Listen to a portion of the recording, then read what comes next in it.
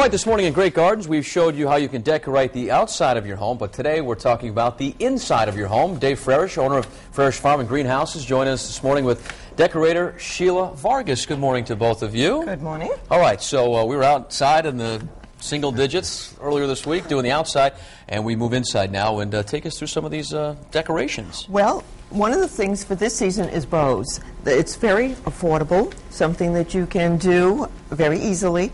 But if you don't think your skills are great at making bows, as long as you purchase the ribbon at Frerish Farms, I will make the bows for you. I know we used to do the bows like on the staircase and, you know, all that. What other things can you do with bows? If you have a lantern, for instance, that you use either indoors or outdoors, fill it with some greens, ornaments, whatever you have, and then just add a bow to that. If you have something outdoors, bring it in for the winter because you're not going to see it under the snow. Add a little bow to that.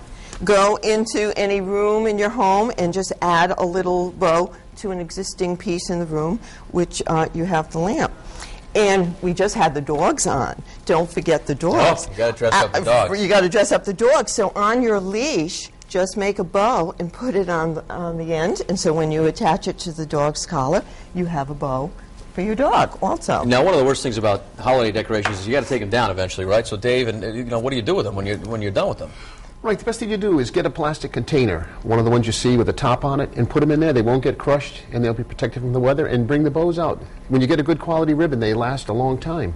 All right, and what's the best advice that you guys can give to people? It's so frustrating. Seriously, like I say to my wife, Jen, you do it, because I look at this, and I could never put this ensemble together. So what's some of the other tips that you can give to the folks at home that are frustrated decorators like me? Well, if you just use things in your home. For instance, we're in the Ocean State. A lot of people like nautical things in their home. We just took a little ornament with a life preserver and put it on top. Oh, this is another ornament that's down front. These are just ornaments, and just put them in upside down so that you don't see it, and some pine cones in there.